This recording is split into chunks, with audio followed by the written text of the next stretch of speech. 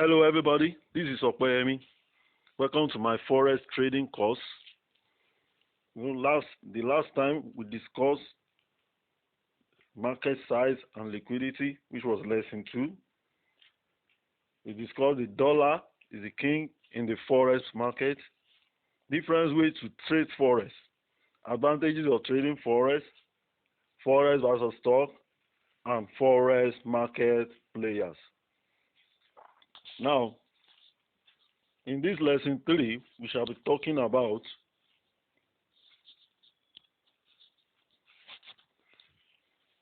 the history of Forex, retail Forex brokers, the market makers, electronic communication network, and the Forex trading sessions. Now, let's take a look at the history of Forex. Everything has a beginning. Things don't just start. Forex started from somewhere. And that's the history of Forex. Everything has history in life. Now let's look at the history of Forex. At the end of the World War II, the world was experiencing so much chaos that the major Western government felt the need to create a system to stabilize the global economy, known as the Bretton Woods system. The agreement set the exchange rate of all currencies against gold. Known as the Bretton Woods system, the agreement set the exchange rate of all currencies against gold. All currencies against gold. This stabilized exchange rate for a while, but as the major economies of the world started to change and grow at a different speed, the rules of the system soon became obsolete and limiting. Now, what are they talking about here? See, then all the currencies were set against gold.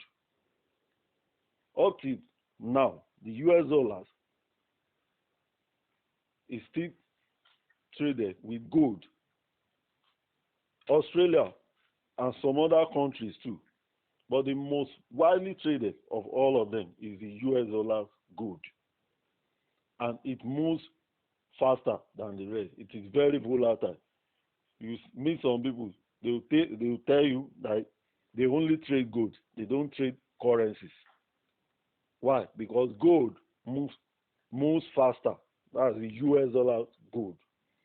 We call it SAUUSD. It is very volatile. It moves very fast.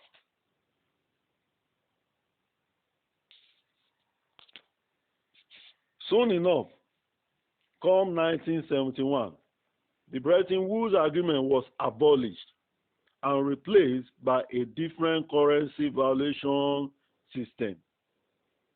With the United States in the pilot seat, the currency market evolved to a free-floating one, where exchange rates were determined by supply and demand, which is happening right now. Exchange rates are determined by supply and demand. At first, it was difficult to determine fair exchange rates, but advances in technology and communication eventually made things easier. Once the 1990s came along, thanks to the computer nets and the booming growth of the internet, banks began creating their own trading platform. These platforms were designed to stream live codes to their clients so that they could instantly execute trade themselves. Meanwhile, some smart business-minded marketing machines introduced internet-based trading platform for individual traders. Known as retail forex traders, these entities made it easy for individuals to trade by allowing smaller trade sizes. Unlike in the interbank market, where the standard trading trade size is 1 million units, retail brokers allow individuals to trade as little as 1,000 units. I said in the last class, when you are trading, you can use one, you can use 10, you can use 100 lots. You can use 0.1, you can use 0.01. As we move on, you will get what I'm talking about.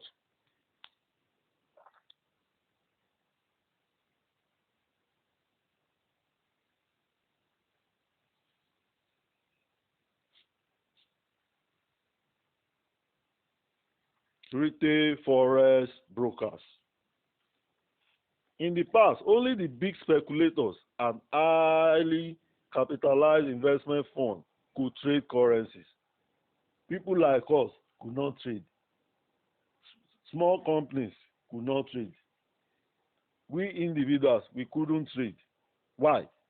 Because only the speculators and highly centralized investment funds could trade currencies.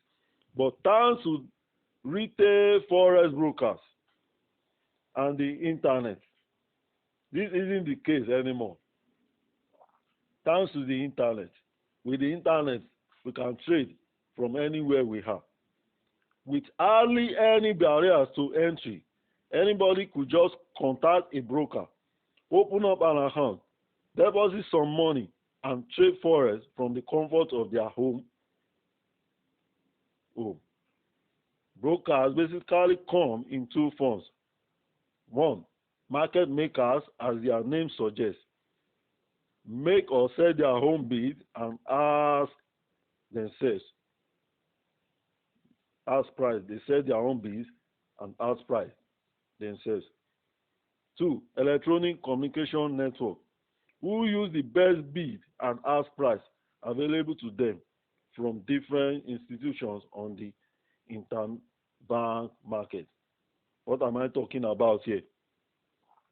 It is as a result of the retail forex brokers that we can trade forex. Because when you want to trade, you need a broker. So there are so many there. You go to any of them, you register with them, deposit your funds, then you are good to go. So without them, you cannot trade, because the volume we trade as individuals is small. So they are the ones who will now trade big.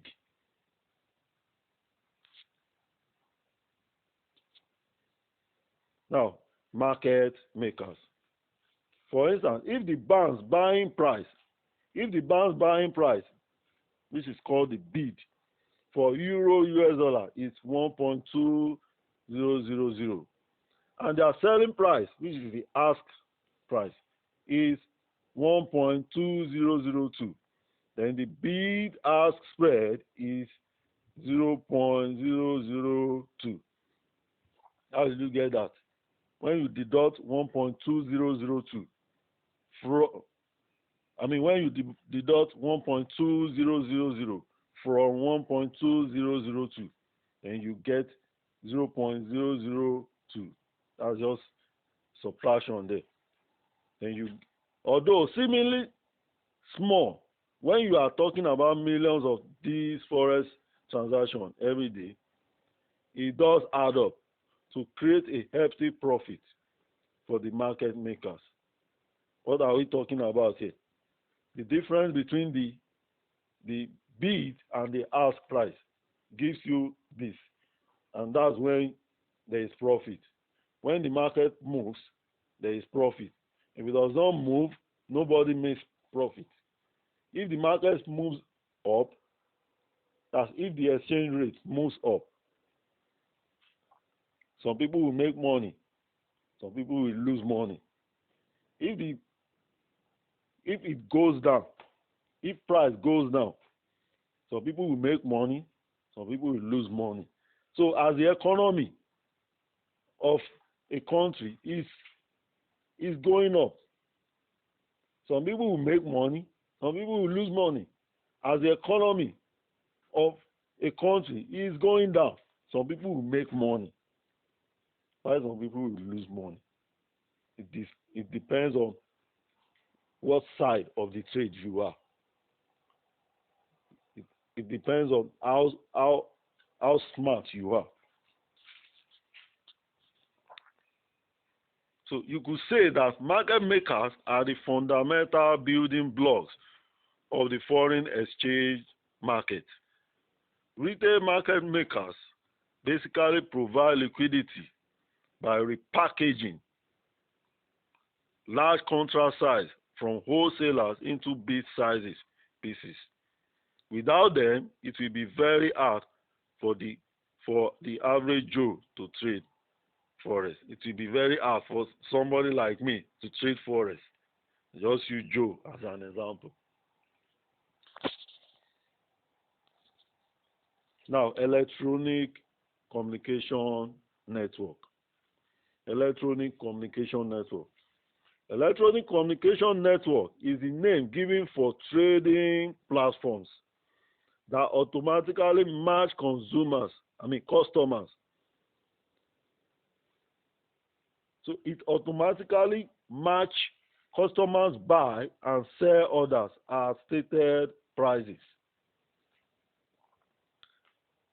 These stated prices are gathered from different market makers, banks, and even other traders who use the ECN.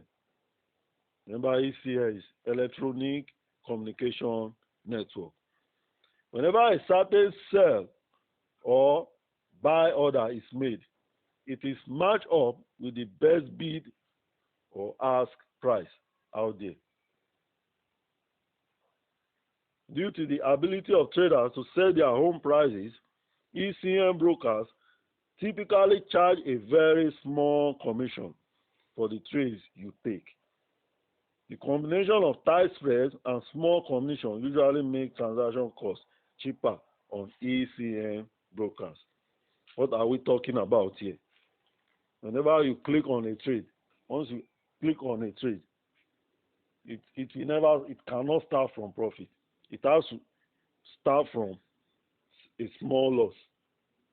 Then as it moves in your direction, it moves into profit.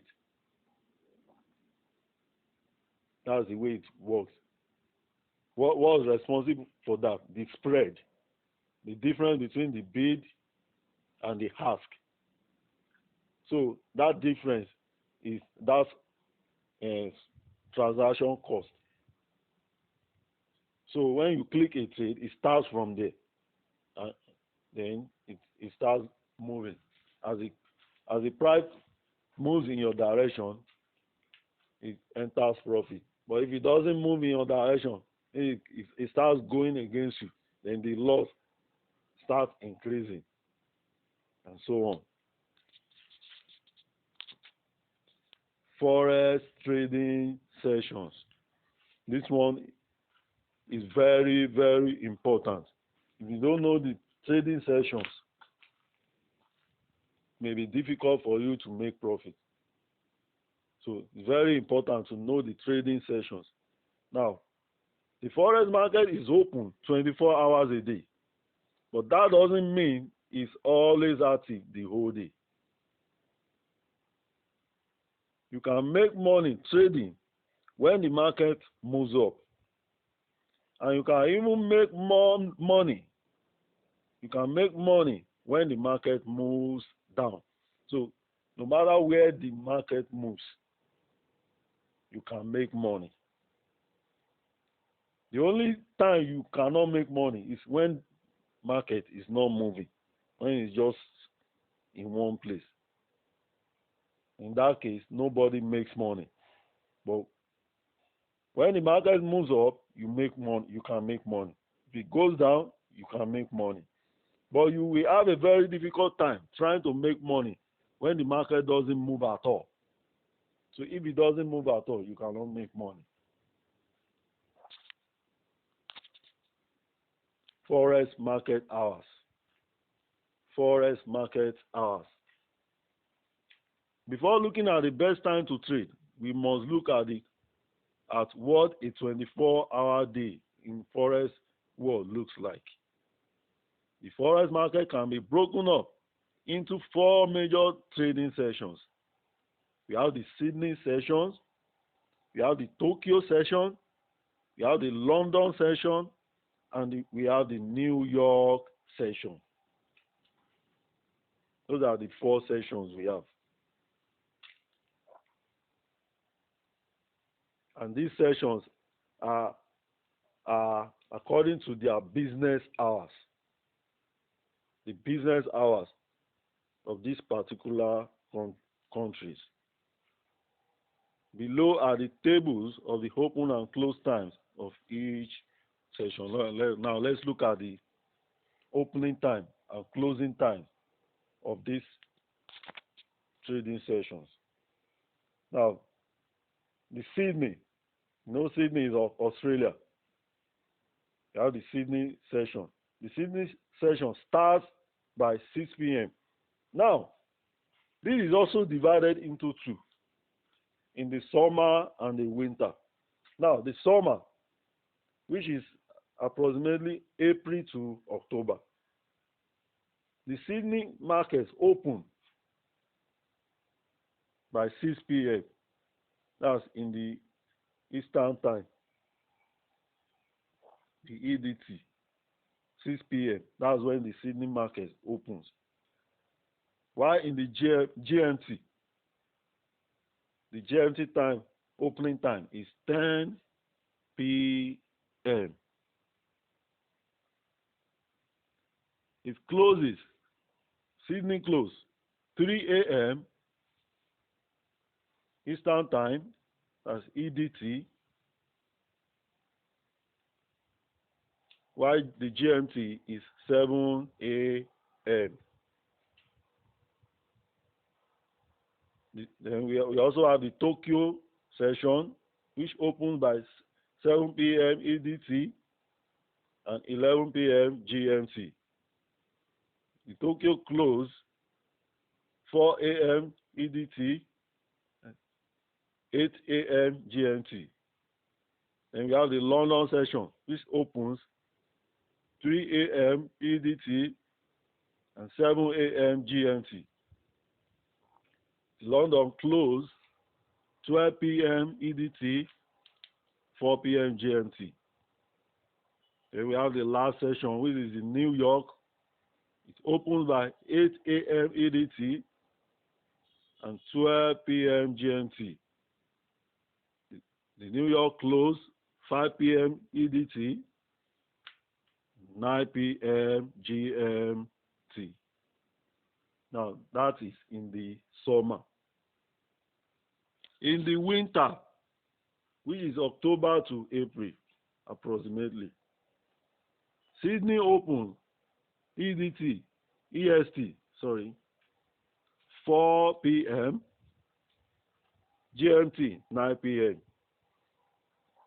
Sydney close, 1 a.m., GMT, 6 a.m. And we have the Tokyo session, which opens at 6 p.m. EST and 11 p.m. GMT. Tokyo close, 3 a.m. EST, 8 a.m. GMT. London open, 3 a.m. EST and 8 a.m. GMT. The London close, 12 p.m. EST and 5 p.m. GMT. New York open, 8 a.m. EST and 1 p.m. GMT. New York close, 5 p.m. EST and 10 p.m. GMT. Those of you in Nigeria, you know that if you had one If you add 1 hour to GMT, you will get Nigerian time. So like 9 p.m. now in Nigeria is 10 p.m. So let's continue. So just take note of these hours. They are very important. So you don't just trade any pair anytime.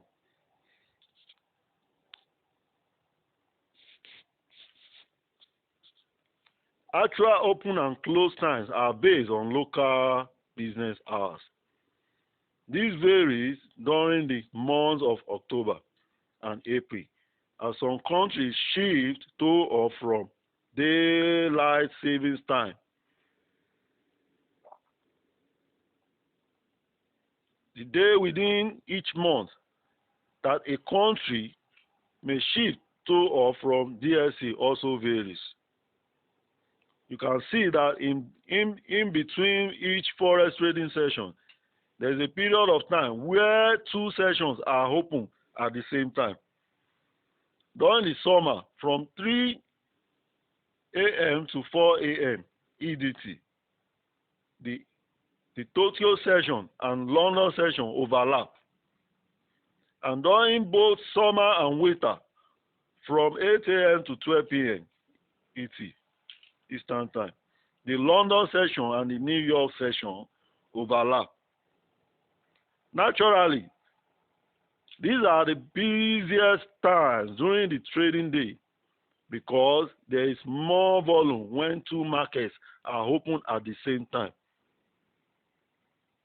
This makes sense because during those times, more money is transferring hands. When 2 markets are open at the same time, there is more volume. A lot of people are trading that time. So that's a better time to trade. Now you are probably looking at the Sydney Open and thinking, why it shifts 2 hours?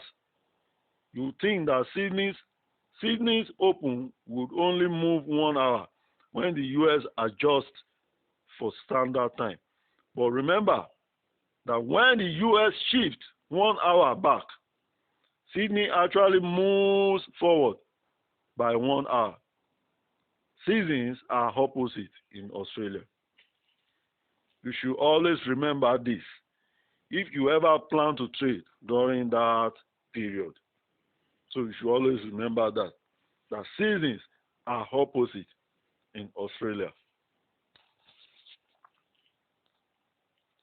Now, let's move to the trading sessions proper. So, the first one is Tokyo session. The Tokyo session. The opening of the Tokyo session at 12 a.m. GMT marks the start of the Asian session. That's when the Asia session starts. You know Tokyo. You know where Tokyo is. Tokyo is in Japan. So we call it the Asia session. You should take note that Tokyo session is sometimes referred to as the Asian session because of Tokyo. Because Tokyo is the financial capital of Asia. That's it. The financial capital of Asia. One thing worth noting is that Japan is the 3rd largest forex trading center in the world. That's why the Japanese yen is part of the major currencies. The major currencies. This shouldn't be too surprising since the yen is the 3rd most traded currency, partaking in 16.50% of all forex transactions. Overall, about 21% of all forex transactions take place during this session.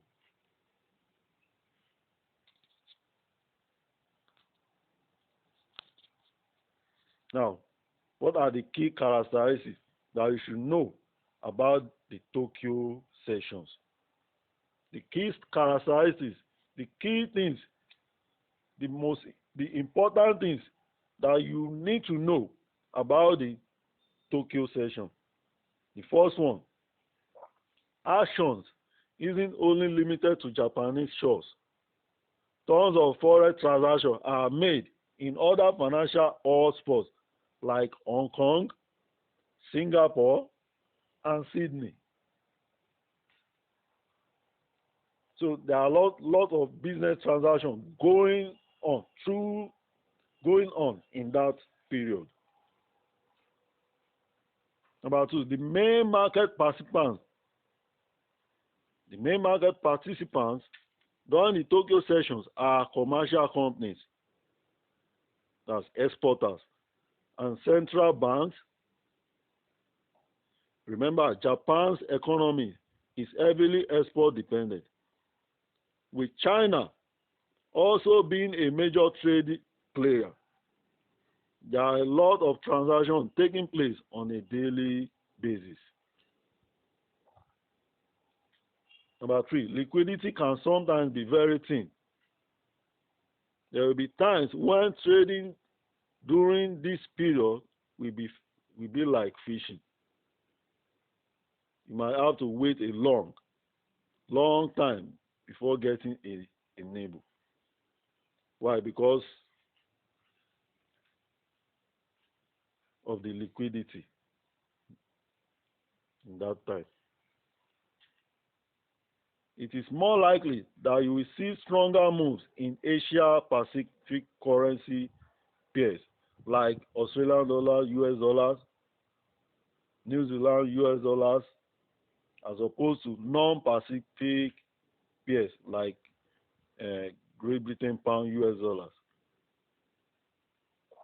During those times of thin liquidity, most pairs may stick within a range.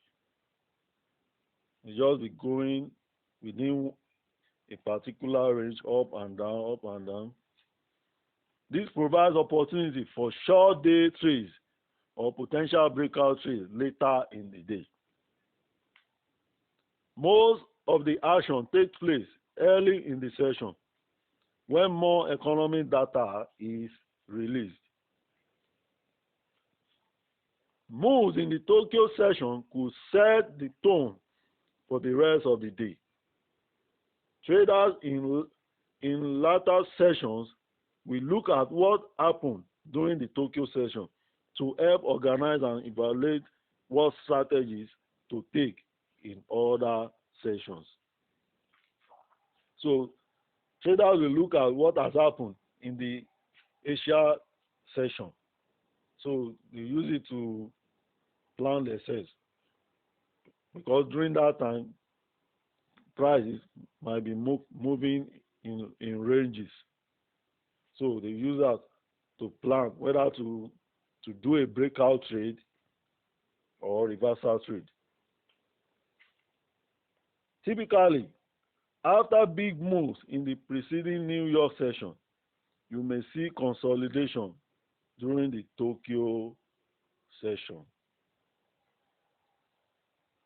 When we say consolidation, when prices are moving within a range, there's no really a big move, just within a range, going up and down within this a small range.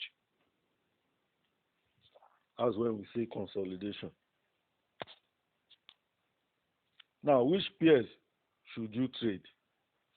What are the pairs you should trade during the Tokyo session?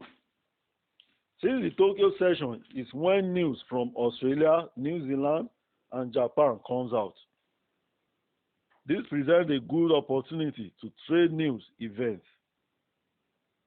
Also, there could be more movement in yen pairs as a lot of yen is changing hands as Japanese companies are conducting business. Take note that China is also an economic superpower. So whenever news comes out from China, it tends to create volatile moves.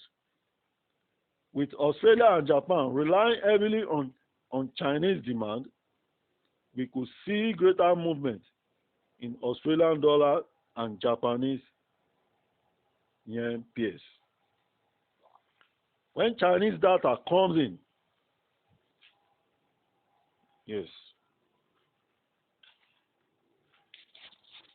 So we could see a greater move when Chinese data comes in. Now let's check out how you can trade the London session. Now the next one is the London session. Just when Asian market participants are starting to close shop, their European counterparts are just beginning their day. While there are several financial centers all around Europe, it is London that market participants keep their eyes on. Historically, London has always been at the center of trade, thanks to its strategic location. It's no wonder that it is considered the Forex capital of the world, with thousands of businessmen making transactions every single minute. About 30% of all Forex transactions happen during the London session. Now, what are the characteristics to take note in the London session? Number one, because the London session crosses with the two other major trading sessions, and with London being such a key financial center, a large chunk of Forex transactions take place during this time. If you check those times, you see that the London session overlaps with some other sessions. Now, this leads to high liquidity and potential lower transaction costs, because when there is large volume of trades, transaction cost reduces. As some sessions are closing, transaction cost increases. When I didn't know, I'll just discover that at a particular time, the transaction cost will just increase. So, but when I now knew about trading sessions, that was when I now realized that it is because of the close of a particular session or some sessions that the transaction cost increases. Due to the large amount of transactions that take place, the London trading session is normally the most volatile sessions, because it has overlapped with other sessions. So people want to trade when business transactions are taking place. That's when people want to trade. Most trends begin during the London session, and they typically will continue until the beginning of the New York sessions. Now you can see that the London session overlaps with the New York session and also the Tokyo session. Now, volatility tends to die down in the middle of the session, as traders often go off to eat lunch before waiting for the New York trading period to begin. And the last one, trends can sometimes reverse at the end of the London session, as European traders may decide to lock in profit. No trend will reverse. In Forex trade, in Forex, trend can reverse when people take profit. So you just see a reversal. Why? Because people are taking profit. So that's what they are talking about there. Now, which pairs should you trade? Which pairs should you trade during the London session? What are the best pairs you should trade during the London session? Because of the volume of transactions that take place, there is so much liquidity during the European session that that almost any pair can be traded. Almost any pairs can be traded. Of course, it may be best to stick with the majors, the majors. That's the euro, US dollars, Great Britain, pound, US dollars, US dollar, Japanese yen, and US dollars CHF. As these normally have the tightest spread. Also, it is these pairs that are normally directly influenced by any news reports that come out during the European session. You can also try the yen crosses, more specifically euro, Japanese yen. Is the European session. So any currency having euro can be traded. And Great Britain pound, Japanese yen. Great Britain pound is the currency of Great Britain. So that can be traded during that time. As this tends to be the pretty volatile at this time, because these are cross pairs. The spreads might be a little wider though. As I'm talking about euro, yen, and Great Britain pound, yen, because they are cross pairs, so their spread might be a bit wider because they are not part of the major currency. They are cross. Now let's move to the New York session. The New York session. Right as the European traders are getting back from their lunch break, the US session begins at 8 a.m. EST as traders start rolling into the office. Just like Asia and Europe, the US session has one major financial center that the market keep their eyes on. That is New York City. And New York City is referred to as a city that never sleeps. The New York City. So, the New York session. What are the key characteristics you should know about the New York session? Number one, there is high liquidity during the morning as it overlaps with the European session. It overlaps with the European session. Number two, most economic reports are released near the start of the New York sessions. Remember, about 85% of all trades involve the dollar. So whenever big-time U.S. economic data is released, it has the potential to move the market. So when you check the economic calendar, the news you see mostly there, they are concerning the U.S. dollars, and people are always waiting for that. So they can trade big.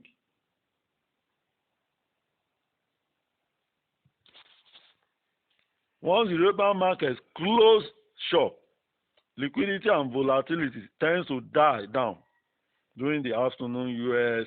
sessions, because at that time it's only the New York session that is on. The European session has closed, so only the New York session is on, so volatility reduces.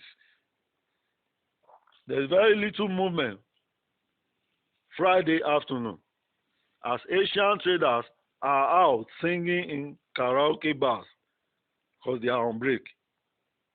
They are not trading. While European traders head out to the pub to watch the soccer match. They are on break. They are not trading. So on Friday afternoon, they have taken a break in European in Europe and in Asia. But why? They are getting ready for the weekend. Also on Friday, there is the chance of reversals in the second half of the session as US traders close their positions ahead of the weekend in order to limit exposure to any weekend news. You know that market closes on Friday, but during the weekend there are still movements. Later as we move on, we'll talk about that. That's why when market opens, you see that there is a gap. We will talk about that later as we move on. Now, which pairs should you trade in the New York session? What are the pairs you should trade in the New York session? Take note that there will be a ton of liquidity as both the US and the European markets will be open at the same time. You can bet that banks and multinational companies are burning all the telephone wires. This allows you to trade virtually any pair, although it will be best if you stuck to the major and minor pairs and avoid those weird ones. Also, because the US dollar is on the other side of the majority of transactions, everybody will be paying attention to US data that is released. Should these reports come in better or worse than expected, it could dramatically shake up the markets as the dollar will be jumping up and down. So, what are the pairs you should trade during the US session, the New York session? What are the pairs you should trade? You can trade the majors, the major currency pairs. So because the major currency pairs they include the US dollars. So you can just stick to them. You can trade other pairs too, but you can stick with the major currency pairs.